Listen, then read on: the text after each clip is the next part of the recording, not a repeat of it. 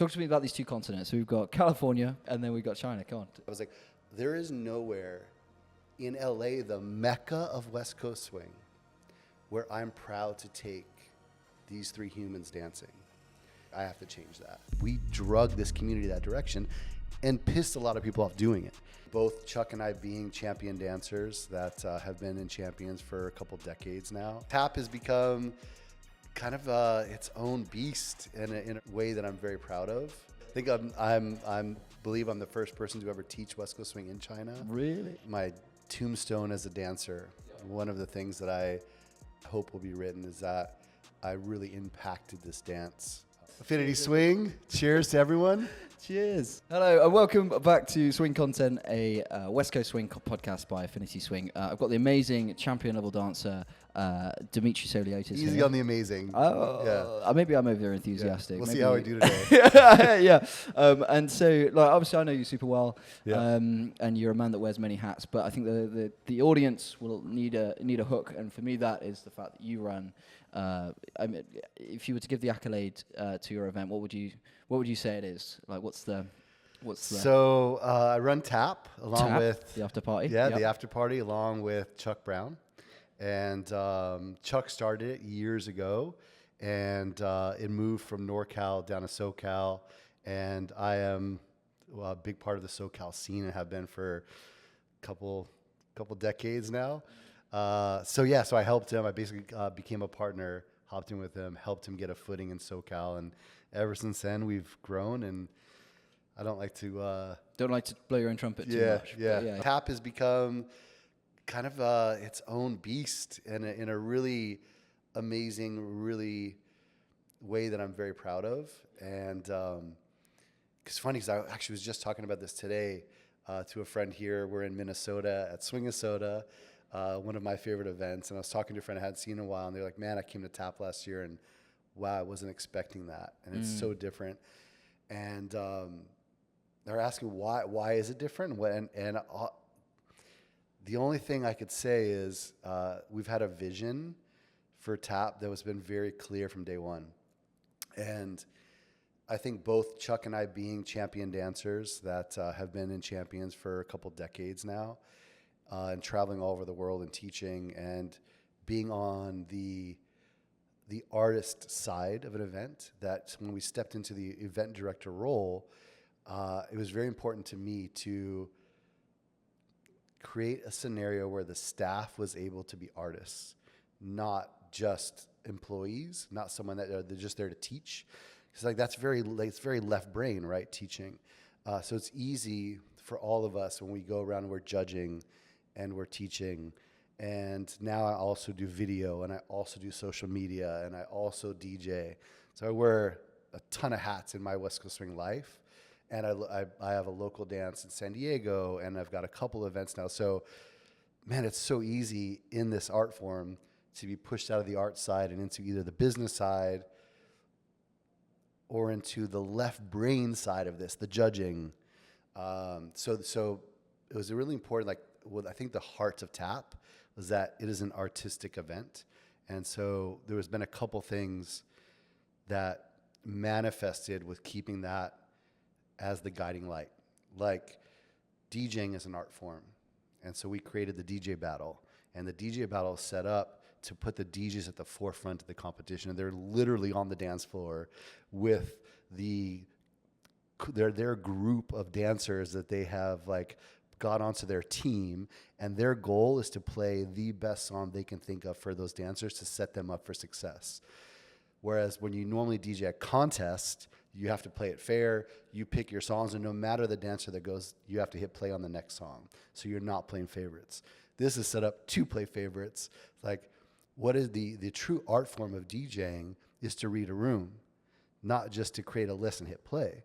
And so in the endeavor to find the artistic side of being a DJ, which I'm fascinated by because I DJ, it's I want to read the room, but in the contest. So I want, if Harold is about to go out there and dance, I know I should play Drop It Like It's Hot. Because British. Yeah, absolutely. But you want to pick the song for that human, for that artist, for that dancer, or for that couple, right? So, so Tap is grown out of core values like that. We don't put any workshop titles, because as a dancer, as an artist, you get done with the Open, you've been traveling, and you're likely inspired by a thing. And if you've laid down a workshop title 2 months ahead of time, then maybe you don't get a chance to teach that thing that you're very inspired from coming off of the Open. We vary from this a little bit, but for many, many years at TAP, everybody got 1 day off. So, because I wanted them to have downtime and not to feel this anxiety of like my schedule. What do I do next? So like literally they would get there and you either judged on, you had a full day off, no workshops, no judging on either Friday, Saturday, or Sunday. So, and then all of a sudden from that, everyone became dancers again and artists, and they would just start going to workshops. And I'll never forget, like I went to a workshop and I looked over and Sean McKeever's next to me taking this workshop. And I was like, dude, the staff are now taking workshops, and that's like became now they're dancers again, right? And so that's TAP. I can go on and on. I'm very passionate about it, but TAP's become this really special, cool enigma of an event that is, and I think just to give Chuck a lot of kudos, what Chuck does for the event also gives it its heart, which is he is the international guy. Chuck is gone. He's in Europe more than half of the year, and Asia. So, I'm in America. I don't get to Europe and Asia because I'm so booked on the West Coast of the U.S., and I have been for so long. And it's hard for me to take that time off to get to Europe because I already have contracts here. But Chuck's there. So, I remember vividly, hey, dude, we're going to hire this Emmeline and her new partner, Yakub. Who's that? Yeah. And I was like, Emmeline, you mean Maxence's ex? Oh, right. Yeah. Is that right? Okay. And who's Yakub? He's like, Yeah, trust me. Right. And the same thing with Tebow. Hey, we're going to hire Tebow. I was like, who's Tebow? And we were the first people to hire both of those couples. Wow, I didn't know that. In the U.S. Whoa. As far as that I remember, I could be wrong, but that I was pretty clear at the time that we were the first. I will say anything that's said on this podcast is absolutely true, and if it wasn't true beforehand, it becomes true because we've said it on here. So yes, you heard it. It is now rule. Yeah, absolutely. I totally. So just in case you're listening and you're super new to the dance and you haven't been to an event yet, you don't know events. The after party is a week after the Open. We should say TAP is an acronym for the after party. I usually refer to as TAP. It's actually called the after party. Absolutely. So the Open, formerly the US Open, is essentially the World Championships of West Coast Swing. Yep. Very heavily geared towards routine performances, and then so the initial idea behind the after party, in my understanding, was that it was let your hair down, release, and chill. Absolutely. After. Yeah, absolutely. And us, really us as dancers, I competed at the Open for many, many years, and you wanted that release. I mean, you're dieting, you're working out, you're practicing, your body's hurt, your soul is crushed. There's only one winner every year, so everyone else's soul is a bit crushed. And you've been so regimented, and all of a sudden you're like, there's such a release coming out of TAP. Yeah. And I was coming out of the Open, that TAP was like, hey, we all need somewhere just to get together and not do routines and not worry about competition and just be artists again. And that was the seed that TAP was kind of born with. Yeah. I can totally understand when it comes to artistry versus maybe industry, with Affinity Swing, it's been very much like build, push out, social media. Actually, I'm just going to pinpoint. I'm going to post-it note an idea in my head. I had a little thought, so this piece of doing all the things, filming the podcasts, doing the videography, running your own local class, working on judging, etc., and then going, oh, right, now I have to go to prelims? Okay. Oh, I haven't done a workshop today. Oh, nightmare. And it literally happened to me today. I was up doing a podcast with Brad Went, who happens to be in the room at the moment, until like 4 a.m, and then I woke up today, missed all the amazing workshops. I was gutted. Right. I've looked at the schedule for Swing Souliotes. There's a whole load of workshops for me tomorrow, so that's my big workshop day. Yeah. And trying to, for me, go, right, how do I schedule in a private lesson at some point. I need to go Sorry, and train. it's schedule. Please, Sorry. please don't ruin our language. The problem with podcasts is you can't quite get the awkward silences like bang on podcasts. Yeah, absolutely. Sick of these Brits ruining our I've language. actually been trying to. I started saying schedule, and now I've deliberately started saying schedule again, and now it's back in. I'm like, yes, it happened without me realizing. Perfect. Yeah. Yeah. So yeah, man, like trying to be, and it's not necessarily about fame. And go, I want to be known as this dance. It's like, no, I just want to work on the art and maybe inspire some people with some original movement. Really, really hard to do. And I'm always getting, I thought you were just a video guy, dude. I'm like, yeah. I am. God, you're speaking to my soul right now. I mean, honestly, like I spend a lot of time thinking about this recently in my life.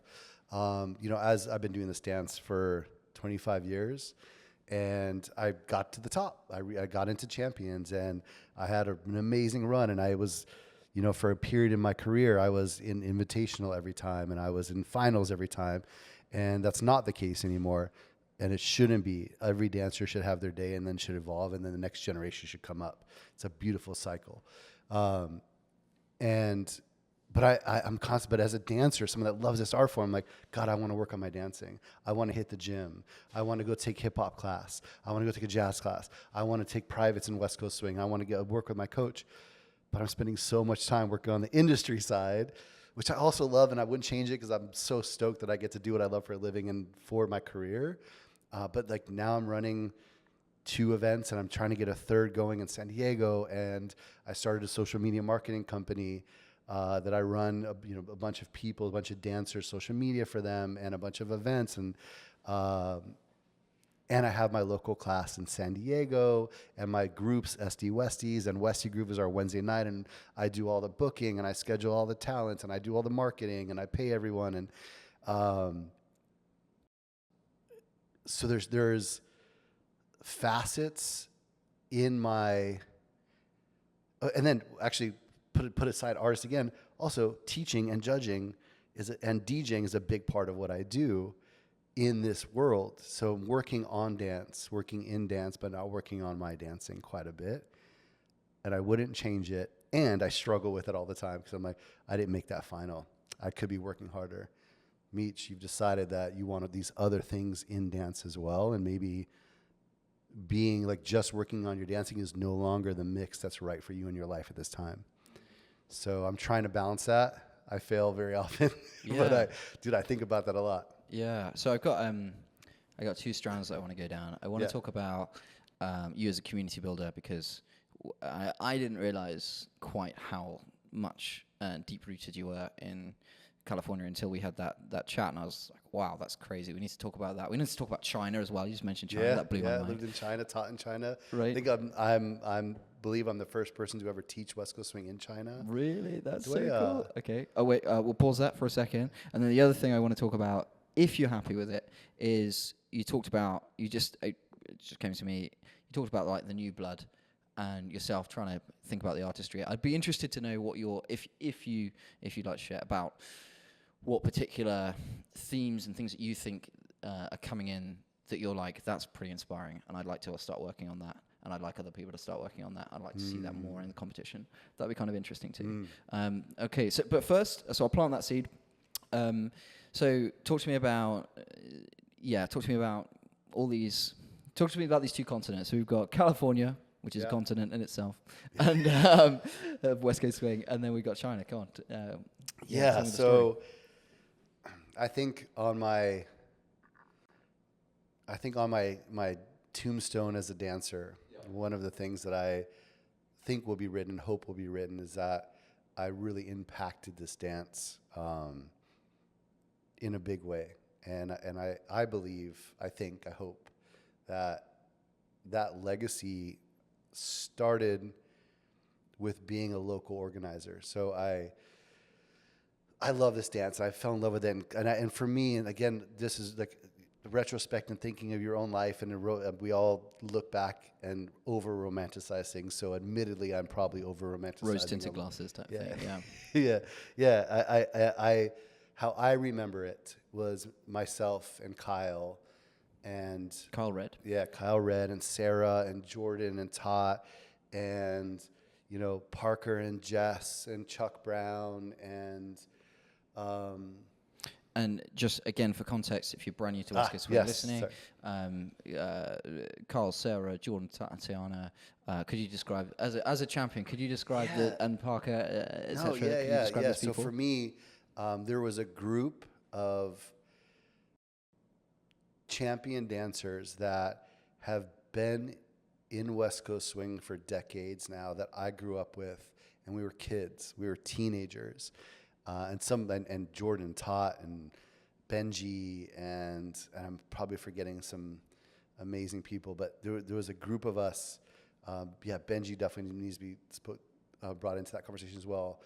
That were from California, that were very young, that found this dance young, and man, the dance kind of sucked back then. Really? And when you say young, so I found it at 17. And Kyle and Sarah, you know, they found it probably at 15 or so. Don't quote me exactly, but a couple years before me. And then, you know, Benji, Jordan, Tot, you know, were, you know, 3 years old. And I then mean, Benji started 12, dancing at 6 or 7, something like that, right? Or okay, yeah. Maybe before that. So we found this dance pretty young. And what I mean by it sucked, it didn't actually suck.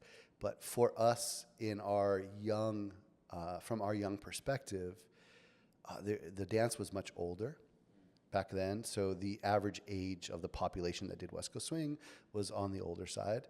By older, I mean like, you know, 50s and 60s, which is great. You want that. But what I hope for West Coast Swing is that we have all ages, not just 80% of the people being, you know, 60 plus or 50 plus. I just don't think that's a recipe for long-term success. I want all the people dancing.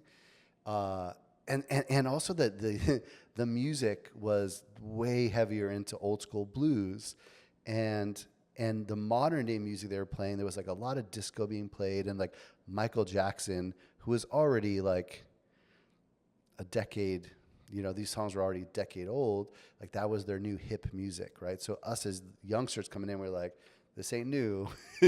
And this is the romantic part. My perspective is my generation of young dancers that found this dance, there was so few young people dancing. I mean, really, I specifically remember when I was at a dance and somebody that was under 30 walked in, and you would just walk right over to them like, please don't leave. Yeah. Please stay here. And how were you, how was that group brought in? Do you think, was it by parents, that group that you just spoke about? Why did you start so young? Yeah, I think parents were by far the majority. Because I think the reality is that if you were under the age of 30 and you walked into a West Coast Swing dance in the 90s, you would have walked right out.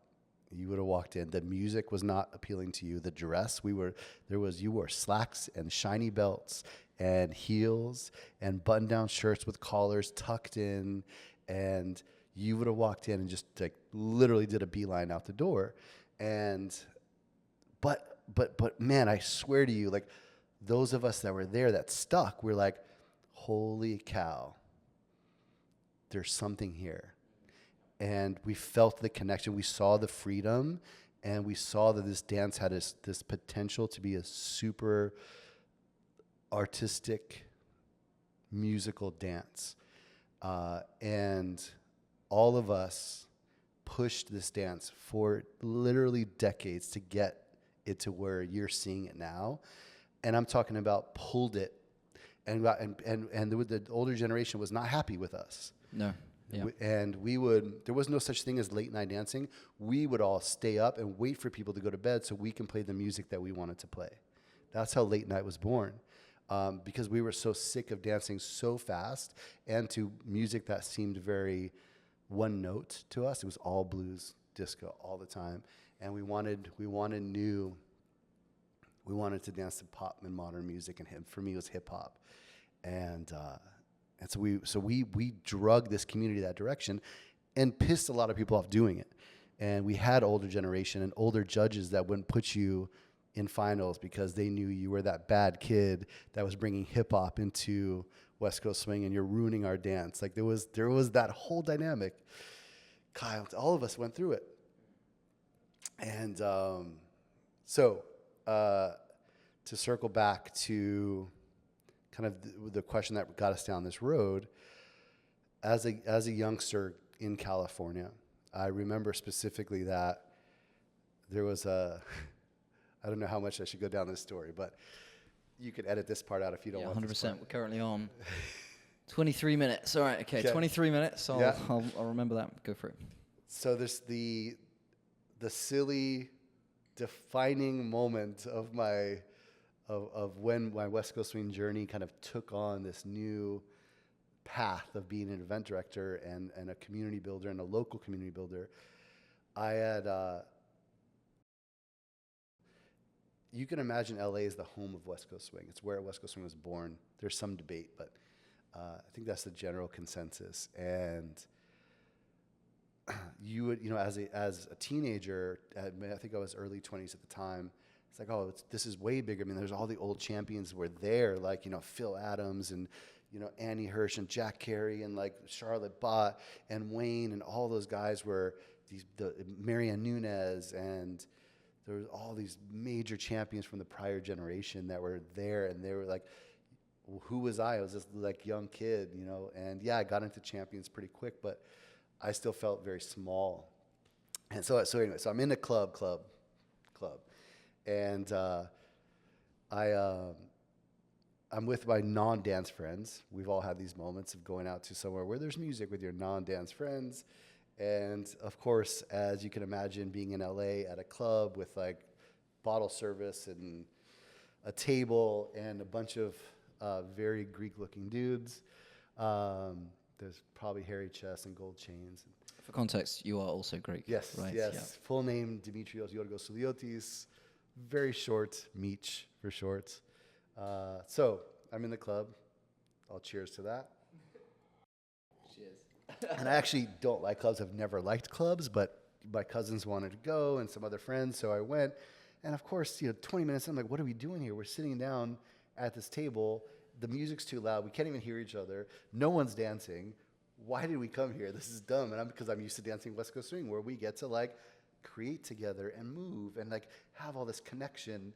And so I go, guys, I'm gonna go dance. And they're like, what do you mean? You're gonna? I'm like, yeah, I'm gonna go onto the dance floor and dance. We're in a club.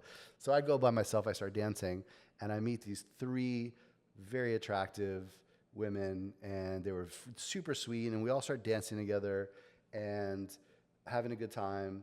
And then my buddies see that I was talking to some girls, so they came over and they were like trying to like meet them as well and interject themselves in the situation. Great. But then they try to kind of make fun of me, like, oh, so we see you met Twinkle Toes over here. And one of the girls goes, what, Twinkle Toes? What do you mean? And they're like, oh, he dances. He's a dancer. And the girls are like, we're dancers. We literally just got off a tour with Britney Spears. No way. Yeah, you are like, so in. Yeah, and I was like, oh, crap. Okay, well, and then as, again, if you have done West Coast Swing or you are a Westie, which is the colloquial term for being a West Coast Swing dancer, you have also probably found yourself in the questionable situation of like someone asked you about dance and then you just, because you're super passionate about it, like I talked these poor girls' ears off about West Coast Swing for the next 30, 40, but it's amazing and swing dancing, you don't understand, it's creative, and like we dance to all these music, like just, and I mean, I expected them to be rolling their eyes, but they were just like, really? This sounds amazing. Yeah. Take us. No way. And I was like, oh crap. Where do I take three young women that are professional dancers to show them this vision of West Coast Swing I have in my head? I want them to see Benji dance and Jordan's hot dance and and Kyle and Sarah and all, like, I want them to see me dancing with Tatiana, you know what I mean? And so I'm like, wow, back then in LA, for those of you that are watching and have been around for a while, there was Hacienda, which was a country bar by the airport in a hotel. And I'm talking about definitely, like, there was, again, 10% of the people there were under 30. And there was, Sonny Watson had a dance in the Valley, and Phil Adams had a dance somewhere. But by far, again, the average age was just much older back then. And so I wanted to show this vivacious, youthful dance to attract these women into, because I was like, imagine if we got 3 professional jazz dancers like into West Coast swing, it would be legendary. And so I'm like, they won't call me. Sure enough, next day they call me, take us dancing. And I learned, my heart sank. And that changed my life. I was like, there is nowhere in LA, the mecca of West Coast swing, where I'm proud to take these 3 humans dancing. And that was that day I was like, I have to change that. Yeah. And so I started promoting, and I started this night, and I probably shouldn't admit this on camera, but we're here. I'll have a drink just to help this come out a little bit. Just to, lubricate the old, yeah. I did a really douchebag thing, and I started the dance by Evite only. Ooh. Yeah, which is terrible. Please don't do that. The old Evites. Yeah. So this was an invite only, and it was at a small place called Skinny's.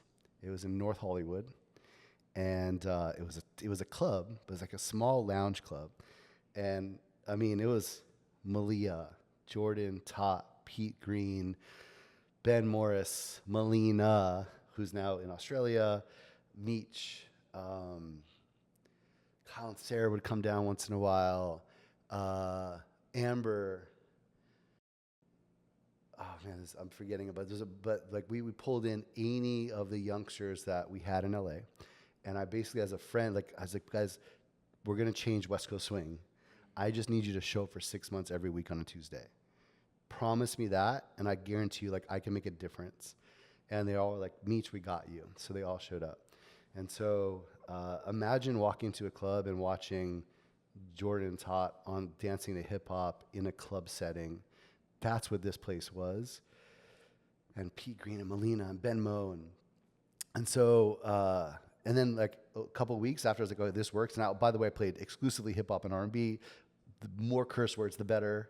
Like I was intentionally, I was like, if any old school Westie walks in and they're going to hear the worst curse words of their life and they're going to walk out. And truthfully, I mean this, not just covering my butt. I didn't care your age. I just didn't want you to be curmudgeon-y. I didn't want you to have this attitude that like, you can't change the music of West Coast swing.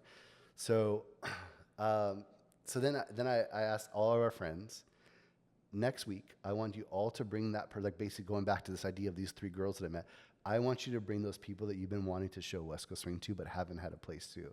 And they all went and did it. And so we went from 30 to 60, or we went from like 20 to 40.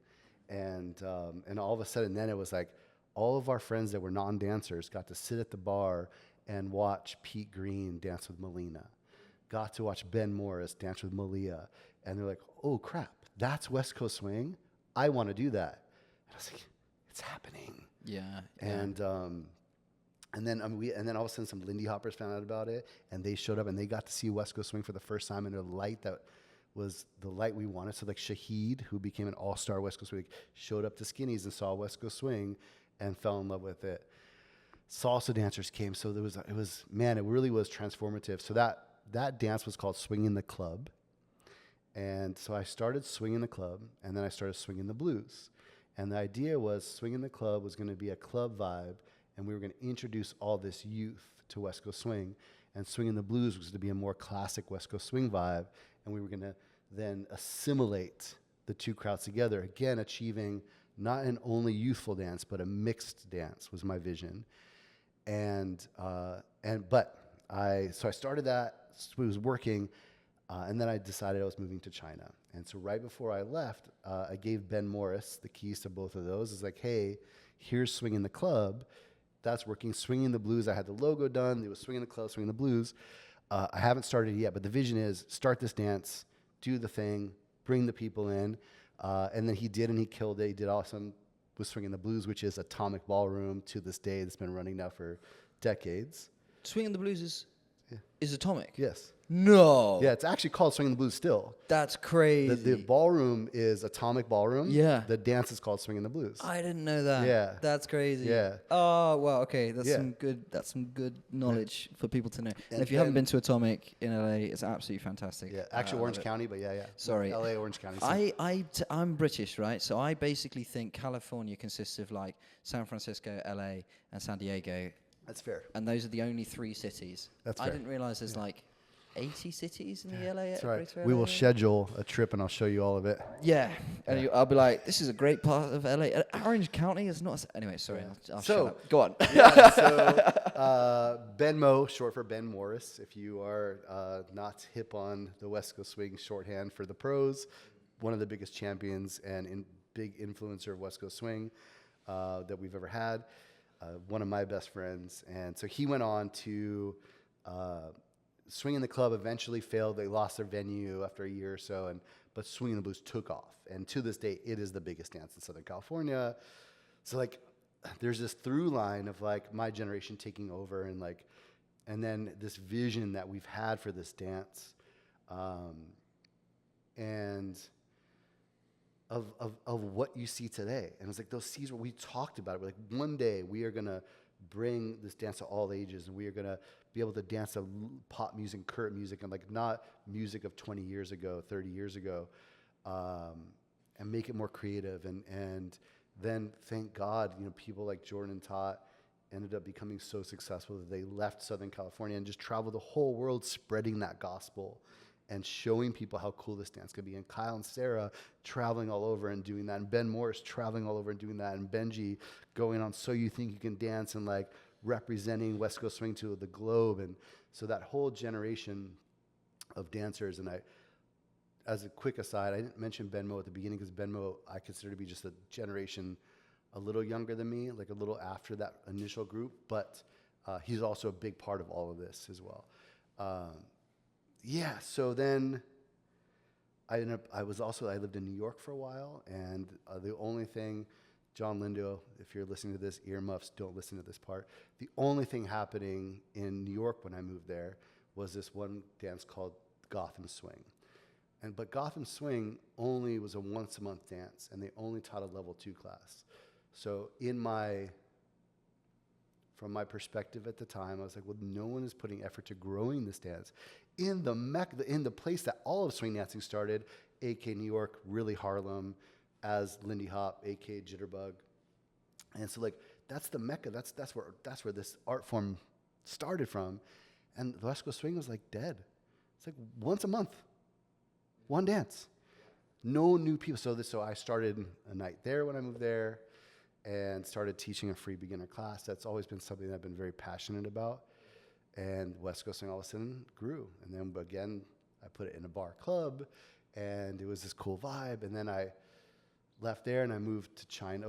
Moved back to LA. Then it was the Swing in the Club, Swing in the Blues era. And then I moved to China, gave Ben Morris the keys to the castle, and moved to Zhongguo. Wow. So you thought, okay, Yeah. I've completed California, I've completed the East Coast. Let's move to China, see if I can tackle that continent. You know what? Let's not even do it by state anymore. Let's just do entire countries. I mean, I also had moved to Greece and taught a little bit in Greece as well. Greece as well. Yeah, cool. But I wasn't definitely not the first to teach in Europe. But I was in China, and I was dying to dance, and there was no West Coast Swing. There was a little bit of Lindy Hop, and there was a bunch of salsa. So I started doing salsa, and that kind of like gave me the fix for dancing for a little while. But I was like, man, it's just not the same. And then I went and did some Lindy Hop, and I love Lindy, and it does scratch the itch a little bit as well. I can fake Lindy. I can like do West Coast Swing, but I delay the one and kind of like get into my knees, and I fake Lindy Hop. And But I met some really cool people doing Lindy Hop, and of course, again, super passionate about West Coast Swing. It's like, you guys got to learn this.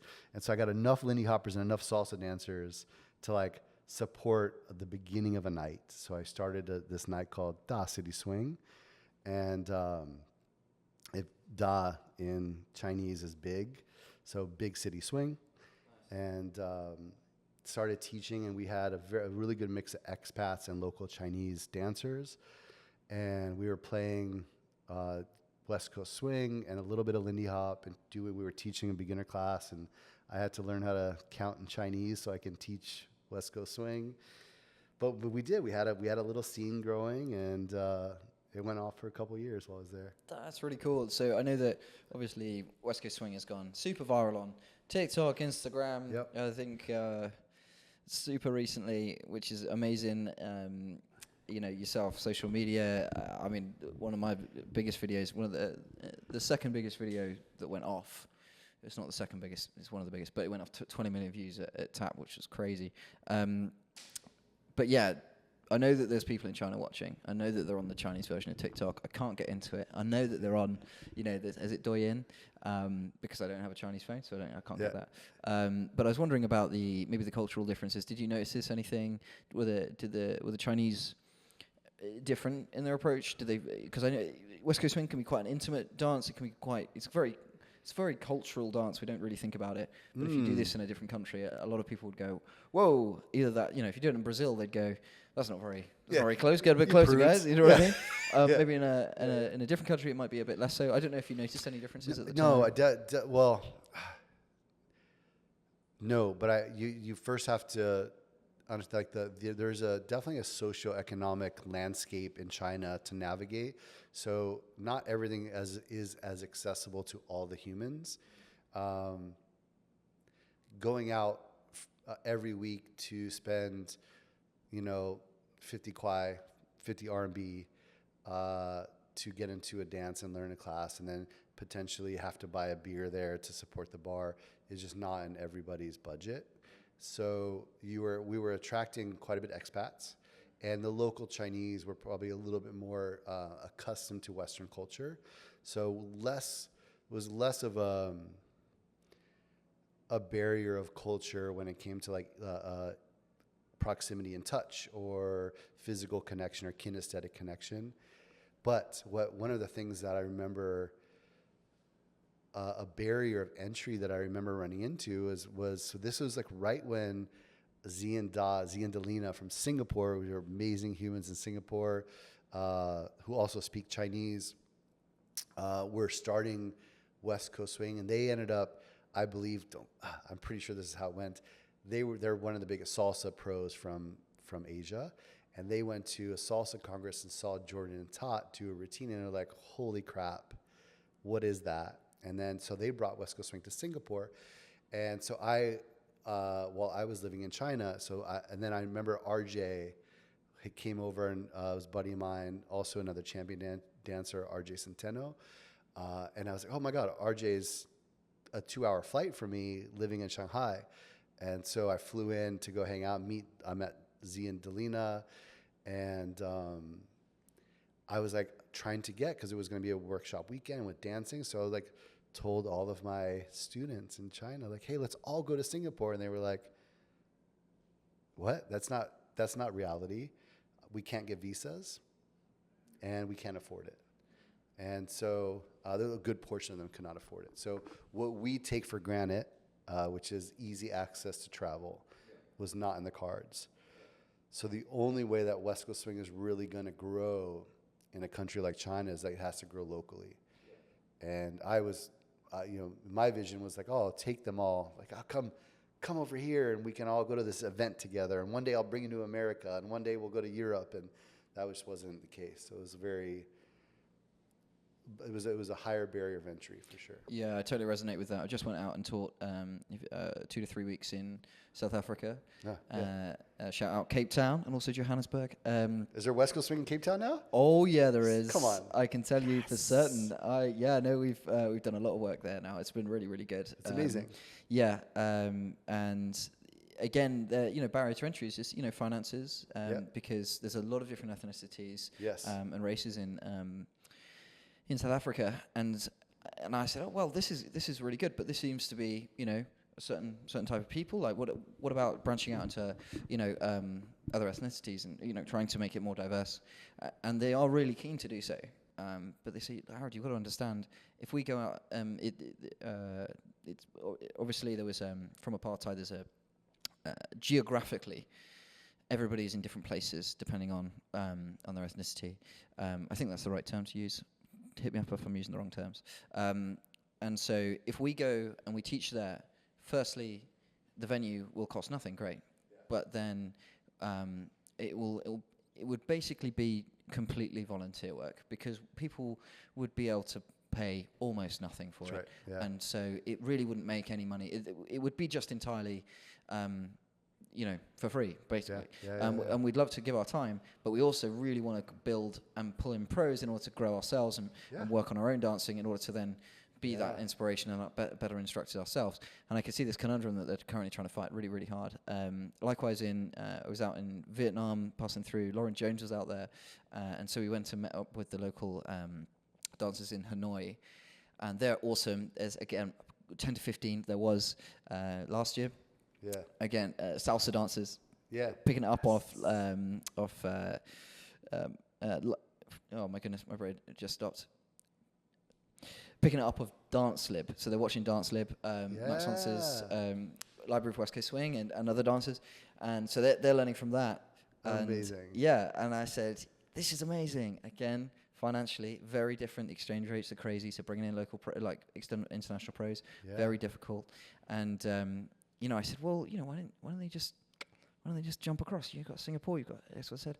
And, Lauren's saying, Howard, I don't know about these people, but most of Vietnamese people don't have a passport, man. So, what are you doing? What are you doing?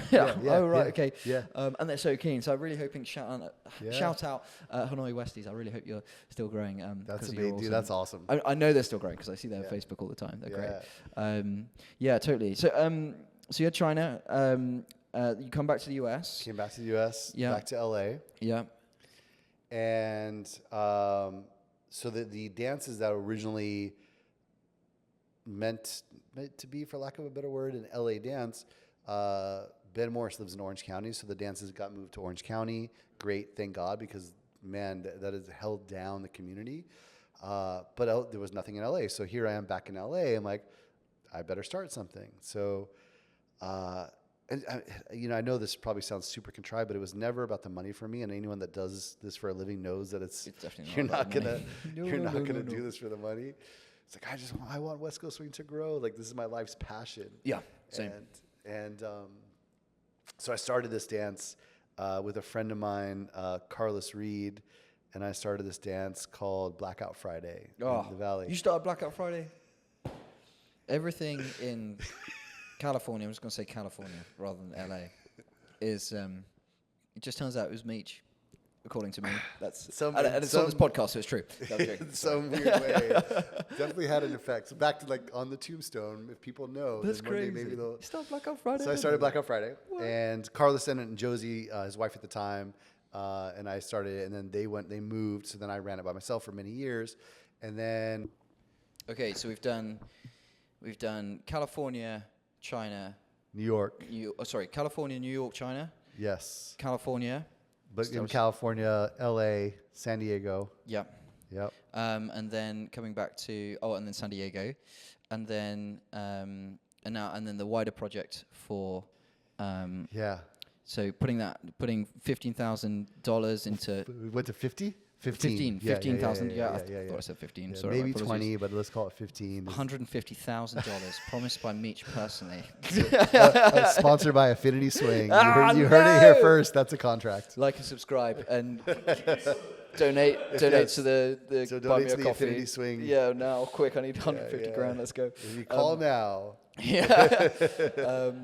Okay. Go for it. So that's where I'm at. So in my current life.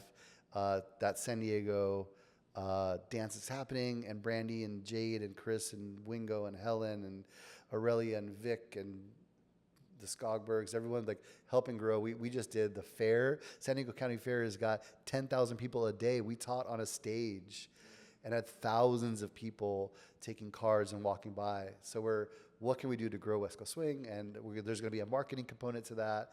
And knock on wood, I hope I want, my dream is to look back on my life and see how much I've affected West Coast Swing. And then part and parcel to my career, still teaching and judging, and I want to get to Europe more, but I haven't. I'm doing so much on the West Coast of the U.S. that I don't get out there often. And recently, now that I feel like I understand how to run an event successfully with TAP, the after party, I have recently also purchased the majority share of Austin Rocks. So I have my second event called Austin Rocks, ATX ROX, in Austin, Texas. It looks awesome. It was fun. It looks so cool. Last year was my first year being involved. It was the first year it ran in 5 years because of COVID, 4 years. and it was super fun last year. And this year, Thibaut and Nicole are coming, and it should be an epic year as well. Third weekend of September. And then the last piece of the puzzle for me is I'm dying to get San Diego going again and bring an awesome event to San Diego. So fingers crossed. I have some irons in the fire. I found a sick hotel, and if everything comes together with the World Swing Dance Council and all the things, hopefully that will be going this next year in 2026. That's amazing. Because for me, San Diego is really special. If somebody says like in the States where like what are particularly special places, for me, San Diego was one of those places. It's magical. And that was right, naturally. But seriously, sorry, what was the name of your social again? The midweek social. Westy Groove. Westy Groove. And when you were speaking about you say Westy in the Club? Is that what it was called? Swing in the Club. Swing in the Club, my God. When you were talking about Swing in the Club and bringing all these, young, fantastic dancers in, I started thinking, yeah, it kind of feels like, Westy Groove. Like that's, it kind of felt like the same thing. Yeah. You've got, if I was out and I've taken girls on dates to dancers before, and I was like, I really want to show, these amazing dancers the scene. Yeah. I take them there because you've got, we had like Joel Chantel, Brandy, Chantel, yourself, we have crazy. Jade and Wingo. We've got obviously Brandy Guild. We've got now Connor is there. Tingle is a big part of the San Diego scene, and she owns Starlight Ballroom. She comes out and dances and teaches with us, and Aiden just moved down. Helen Taco and 10 are there. David Guido, all-star. There's nights we walk in there, and I'm just like, man, we are so spoiled. So spoiled, man. So to be able to get a full event going there, wow, I really think you're sitting on on something really special. So. That's really, I'd be really excited to see how that grows. So my final question then was, talking about this artistry side of things, what are you seeing at the moment? What are influences that you're taking into your own dance? If you are taking influences from other people, how are you seeing things change at the moment? Yeah, this is gonna sound so cheesy, but honestly, I love where our dance is at. Yeah. I just in general, like blanket statement, like so much so that things have come full circle. Where even blues, which I was just so like over for years. Blues has come back in such a cool way, and like younger dancers are killing it to blues, and like, but now it's a part of our dance. It's not the dance, and I think in that light, because man, I love let's go to a blues bar and dance to a live band. I'm in. I love it. I love live music. I love live blues, but man, like, and then jazz and like what Maxime and Tori have done to bring jazz back in. So like for me and my love of Lindy Hop and that music, like even that's coming into West Coast Swing, and obviously like I love EDM and house and hip hop and R&B. That's where my soul is. I hear it in Meech and Friends when you do your Meech and Friends DJ sets, which for context are you sit down and you have another DJ with you, a friend of yours, obviously because it's Meech and Friends, and you go back and forth between and I've done a set. There's DJ Teabag. DJ Teabag. There's no pun intended. I'm just British. Yeah. And it's pretty fantastic. So when I listen to your sets, I'm always like, it's great. Definitely in that world. Yeah, man, that would be a whole nother podcast about Meet Your Friends. But yeah, the late night curated DJ sets where you can hear what it really inspires dancers, and we're not like held to you have to be DJ in a way that's like what is expected for West Coast Swing. It's like no, what inspires you as a dancer? So I love where our dance is at. I love some of the new pros coming up. Your Ryan Bosses and your Lizzies. And your Shooks, Rachel Shook and Sebastian, and there's so many really cool young Westies coming up and starting to take the mantle that I think are just bringing this dance to such a cool place. What do you think it is about them in particular? Because I mean, when you say these names, I'm like, yes, they're all absolutely incredible. Yeah. And for me, like Ryan Boz. For me, particularly, is like his groove. I love it, and then Sebastian and his body movement is crazy. Yeah. Yes. For me, Boz is like this legacy. Like he can do hip hop, he can do jazz, he can do blues, but in a way that like celebrates our history, but also pushes the envelope to new, which is West Coast Swing. For me, West Coast Swing is this like come full circle of like there's a history, there's a classic style, and at the crux of our dances, we I think are the most unique style of dancing because music dictates our movement so much that for an untrained eye, if you took pros and watched them dance to a jazz song and then watched them dance to a house or hip hop or EDM song or a pop song, the untrained eye would be like, that's not the same dance. And I think that's what makes West Coast swing so unique because it's so driven by music. And so that's happening now. And now we've like acoustic and lyric, like on the European and the French influence, like bringing in this like really lyrical side, and your Yacoub and Emilines and Maxence, and bringing all of that in has taken. So now these new dancers are taking all of that, feeding energy and inspiration, and like the breadth of different styles that is being danced now is inspiring, amazing. It inspires me. I love to watch it, love to dance it. I love to be part of it. And man, this community is like, as a little kid, Westy, talking to Kyle, being like, one day we're going to show the world this stupid little dance that was danced in high heels and slacks and button-down shirts and ties in competition. One day we're going to make this dance cool. Yeah. Like, it's here. It's happening. It's here, man. It's done. It's so crazy. Like, it's amazing talking to you, man, because I think we share so many things in common. And for me, it's like when I started this dance in 2019, I saw the dance and went, why isn't everybody super addicted to this? Like, why does nobody know about what's going on? This is, to me, this is a drug. And we're drug dealers, man. Like, it should be super easy to get, I look at the news and I see some, cult leader has managed to convince a load of people to live in his house for ages, and I think, how have you managed to get that many people on board, and yet we can't get a load of Westies on board? You know what I mean? So, like, for me, it's like, I'm totally along the same lines. I think we've made it so cool, and and I'm so grateful for you for doing that, and I'm so happy that and everybody is now, like, super on board with the social media. It has its pros and cons in its influence, but it's important. But it's, and providing platforms and places like Tap, that was the little thing that pinned in my mind earlier, was some of the best spotlights that I've seen. Small events, I think it was Summer Hummer last year, obviously Tap every year, and a bunch of other events. And the reason the spotlights go so well is not necessarily because the music was so absolutely on point. I mean, the music is super important, but it's because those pros were in a really relaxed, happy state. 1000%. Yeah, and if I see a dance where I'm like, whoa, I've never seen a pro dance like that before, I'm like, go to the staff room, see what the event director's doing, and I guarantee it'll be very much a similar vibe. It'll be a similar, swing a soda here. Why is everybody so happy? It's Hugh, man. It's Hugh and the Minnesota crew. And everybody's the crew, absolutely, buzzing. It's great. So yeah, man. I just can't imagine on Earth, period, as humans, something better to do with your life. And I mean that wholeheartedly. Like, you move your body. Like, any doctor will tell you, any psychologist, anyone that studies the brain and like neurosurgeon will tell you that dance is good for your brain.